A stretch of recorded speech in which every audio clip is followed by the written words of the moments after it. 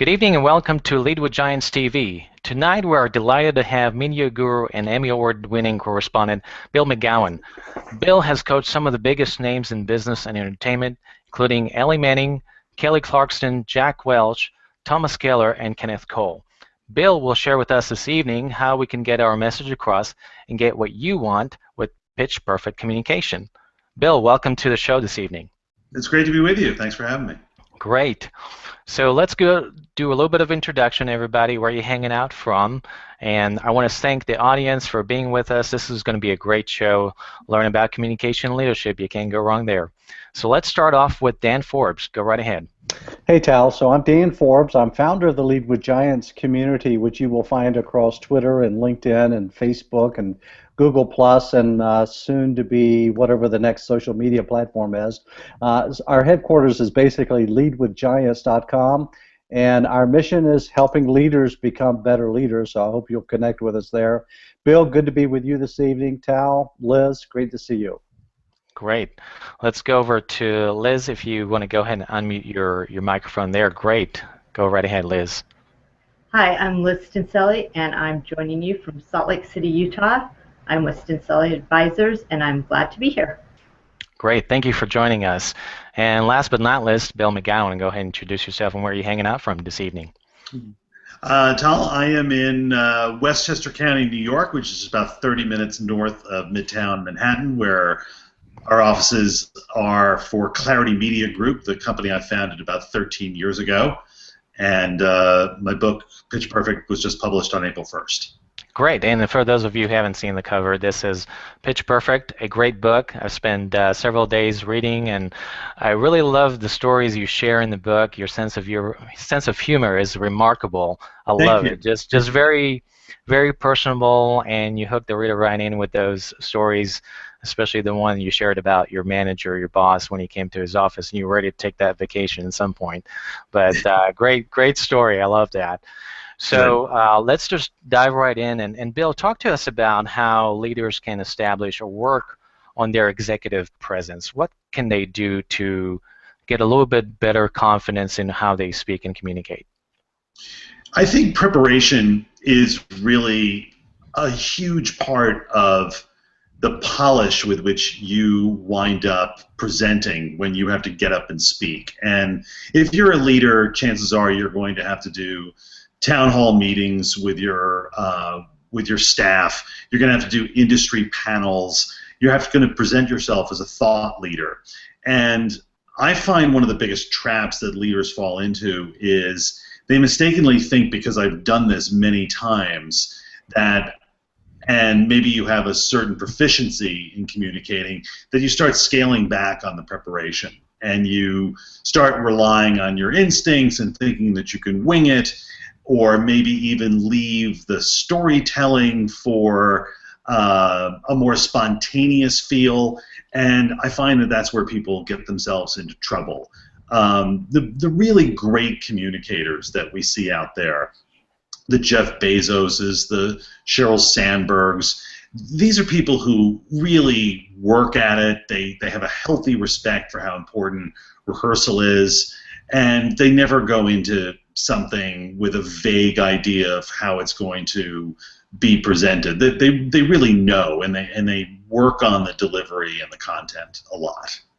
And you share a great example of President Obama, or unless he was the president candidate for a debate, that he thought that he could just wing it there, but that really didn't play off on a good note there, right?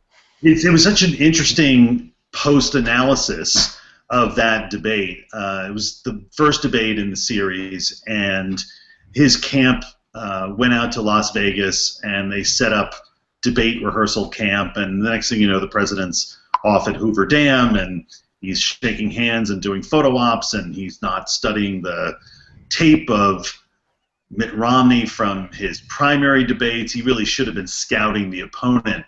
And David Axelrod on his team pulled him aside and said, Mr. President, we're a little concerned you're not engaged to the level that we feel like we need you engaged. And what the president said to him is, don't worry, I'm a game time player. When it's on the line and the red light on the camera goes on, I'll be the guy that you expect to show up.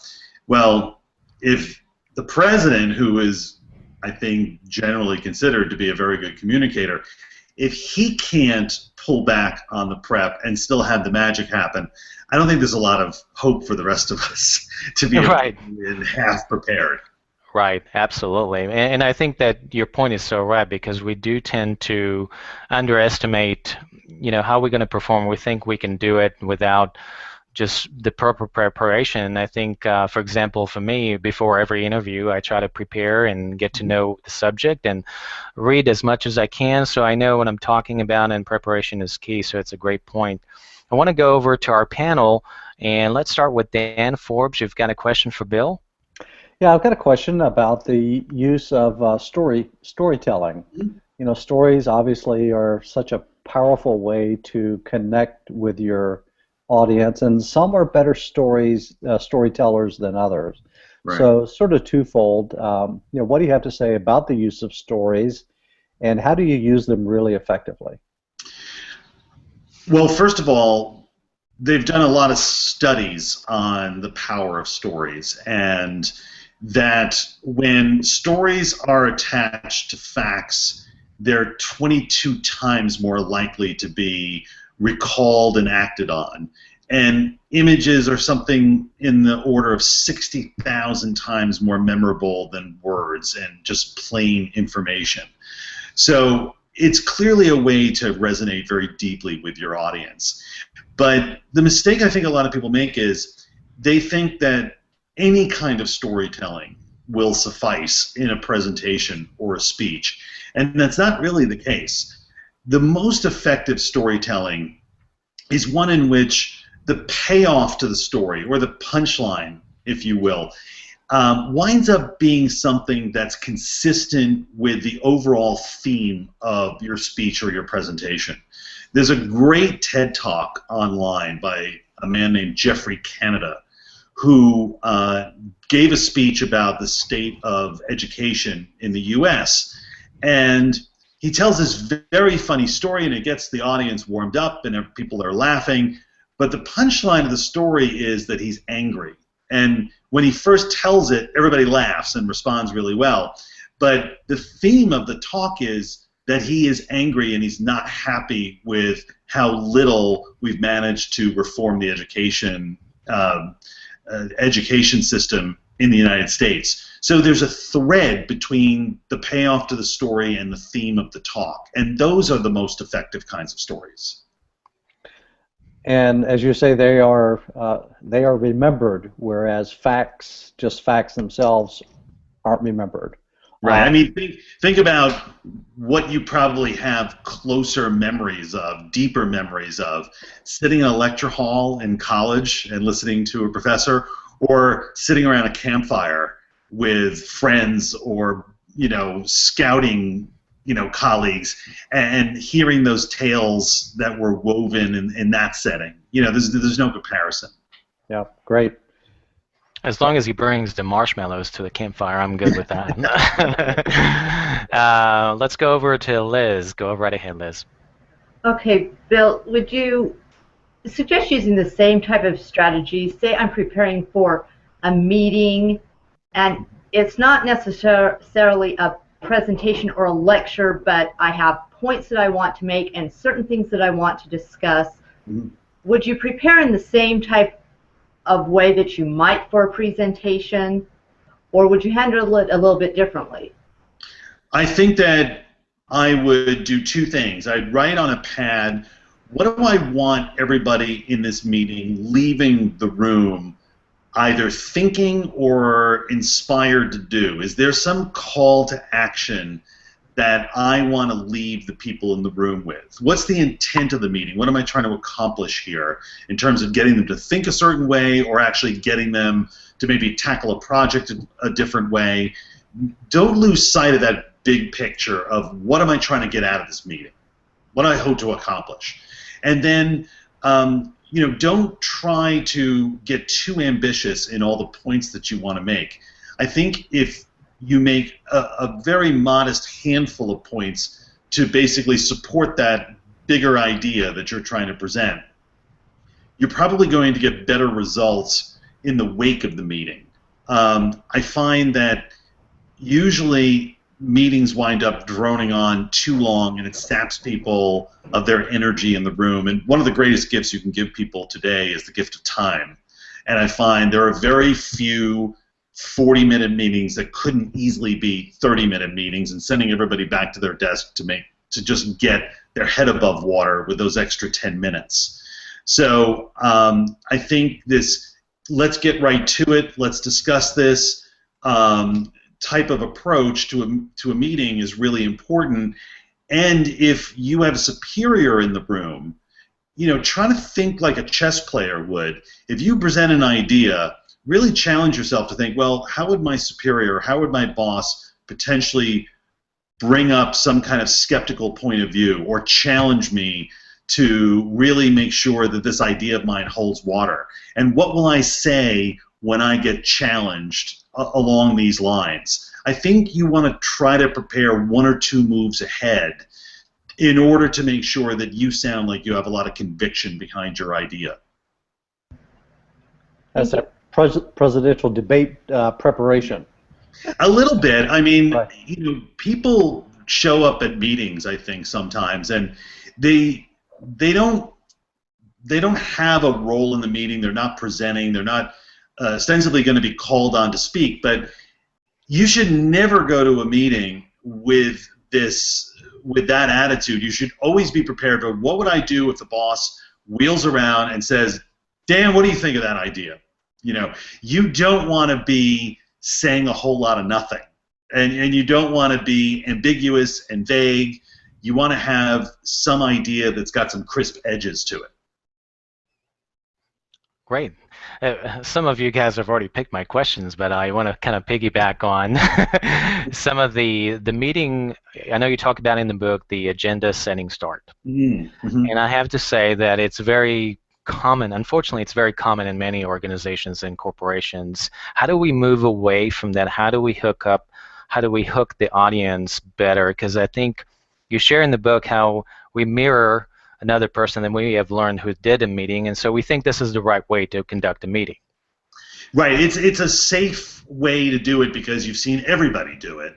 And what I try to do in the book is get you to realize that comfort zone is really a conformity zone, and you really don't want to sound like everybody else.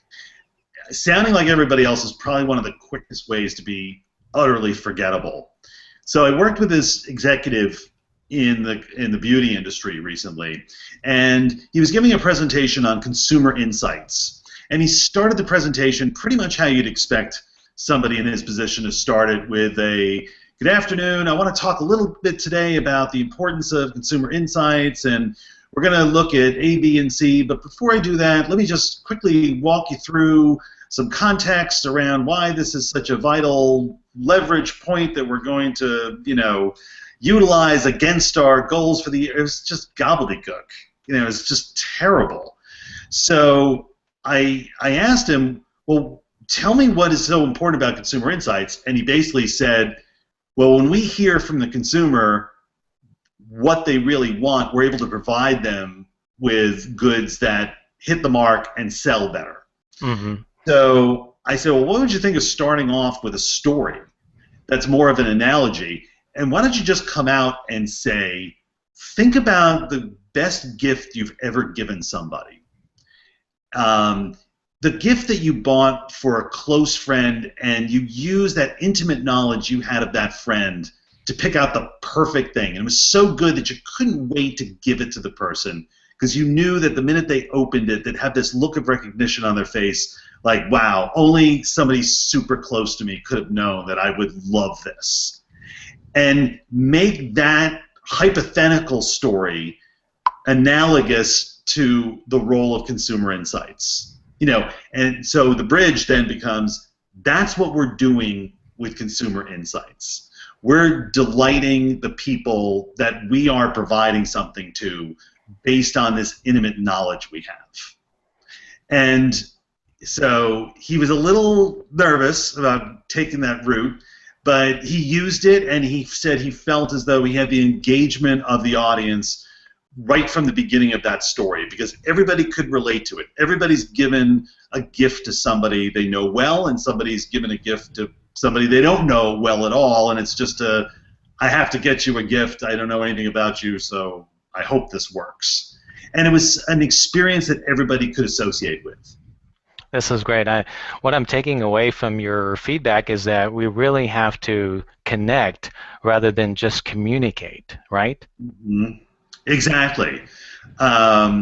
Sometimes I presented in front of a media group not too long ago, and I got the 11:30 a.m. time slot to speak at a 2-day conference.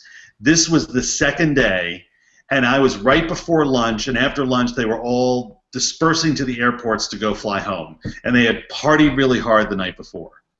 So I started my presentation by saying, okay, how many of you, put yourselves in my shoes right now. How many of you would start this presentation by saying, so listen, I know everybody's really probably very tired from last night, and you're all already thinking about lunch and how you're going to get to the airport. And I know I'm last up on the docket, but I'm just going to take a little time today to tell you a little bit about public speaking. And of course, everybody raised their hands. And I said, whatever you do, never do that. Never apologize for the time slot you have. Never put the idea in the head of your audience that they're not going to be interested in this, or they're going to be distracted, or they're going to be bored, or even saying to somebody, let me just quickly walk you through this, is inherent apology. As if, I don't really deserve the full time, so let me do this quickly and you'll be less bored. So it was one of those situations where I think most of the people in the audience would have thought of starting out that way, and I reminded them how important it is not to do that. Great. Those are great lessons, and I think most of us can learn about it because it's almost has that corporate environment of where we may be in a hurry and we want to get things done, but at the same time we really missed a boat in connecting with people, and that's why I really like how the time is valuable and people understand that, but then if people are yawning and they're just like, oh gosh, I wish he would just get it over with, then there's nothing accomplished there, I think, right? No, there isn't. Interestingly, I find in presentations in general, there's a habit that's very hard to break for people, and that is talking about what you're going to talk about. So a slide comes up in your deck, and people look at the slide and say, all right, so let's talk a little bit about what this looks like from an international perspective. That is all wasted breath. The idea is don't announce what you're going to talk about. Don't tell me, all right, so I'm going to shift into storytelling mode, and I'm going to share with you a little story right now. That is all wasted breath. And if you do it throughout your presentation and you add up all the time you take to do that, now we're talking about actually some serious time. We're probably talking about being able to shave 3 or 4 minutes off a presentation. Right. Okay, great. Well, you gave us some great insights on the first segment of our show, so stick around for just a minute. I'm going to stop the broadcast now, folks, and we'll do a second segment. So just stick around. Don't go anywhere, please.